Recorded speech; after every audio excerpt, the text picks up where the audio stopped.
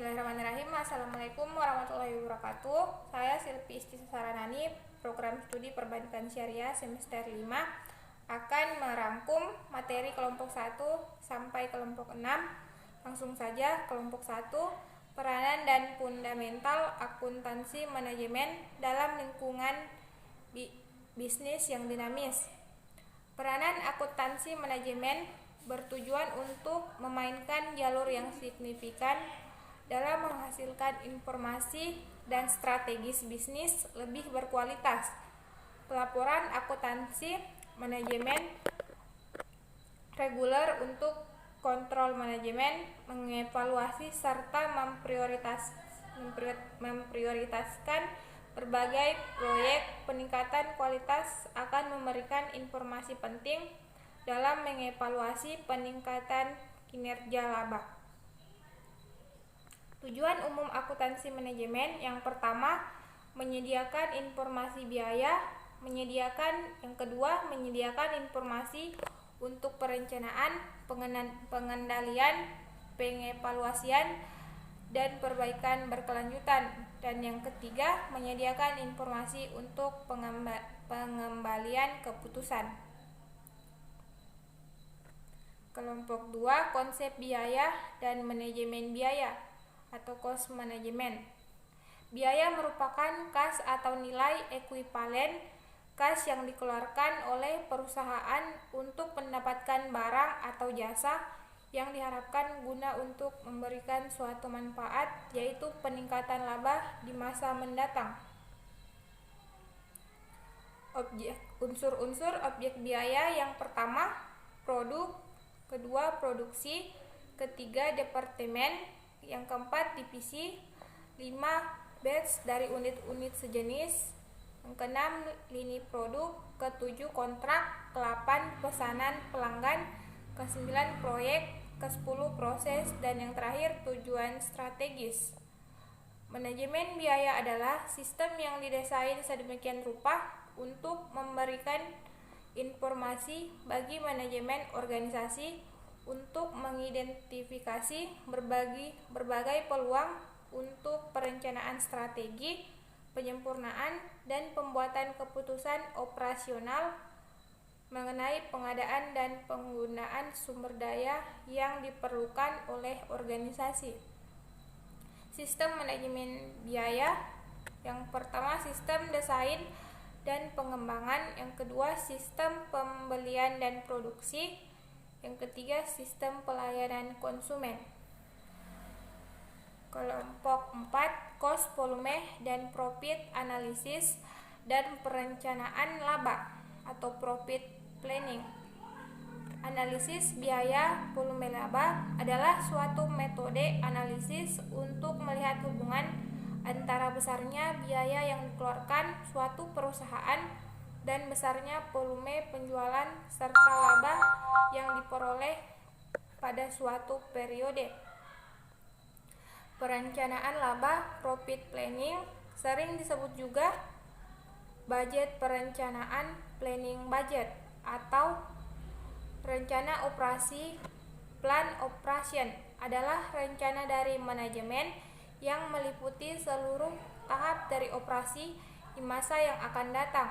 Untuk mencapai tujuan perusahaan dibagi ke dalam dua jenis perencanaan, yaitu rencana jangka pendek dan rencana jangka panjang, digambarkan secara kuantitatif dalam bentuk laporan keuangan.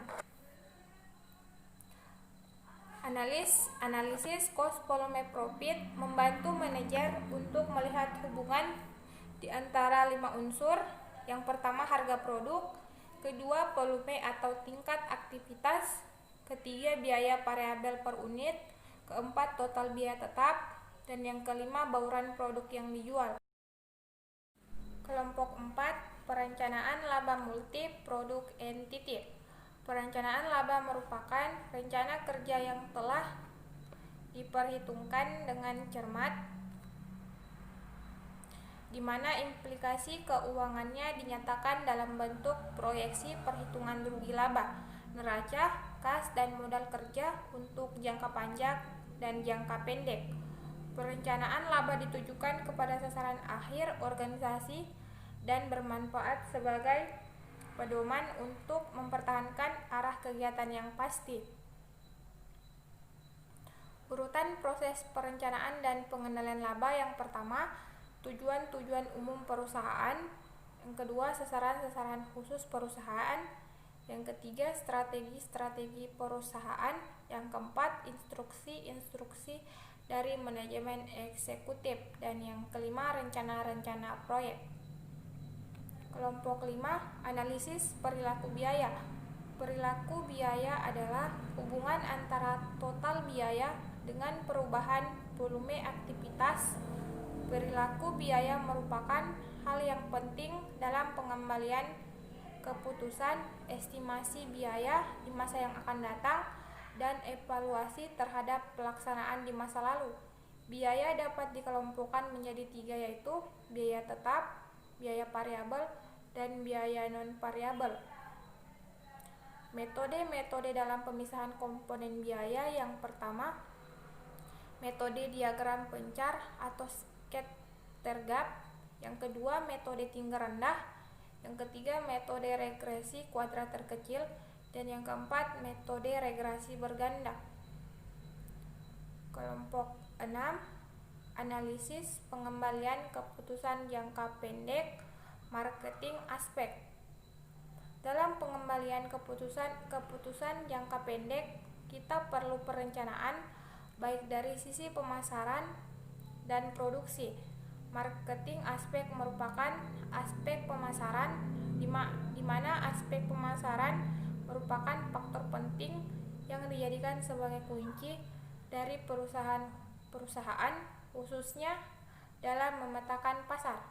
Analisis aspek pemasaran dilakukan untuk melihat dan menganalisis kebutuhan pasar agar strategi pemasaran yang akan dirancang sesuai dengan kondisi sebenarnya.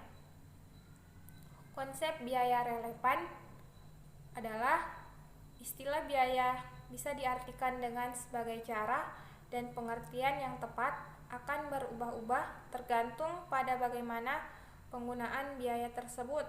Biasanya biaya berkaitan dengan tingkat harga suatu barang yang harus dibayar. Analisis pengembalian keputusan. Tujuan keseluruhan dari pengembalian keputusan strategis atau strategic decision making adalah untuk memilih strategi alternatif sehingga keunggulan kompetitif jangka panjang dapat tercapai. Mungkin itu saja, lebih dan kurangnya mohon dimaafkan. Billahi taufiq wal hidayah. Wassalamualaikum warahmatullahi wabarakatuh.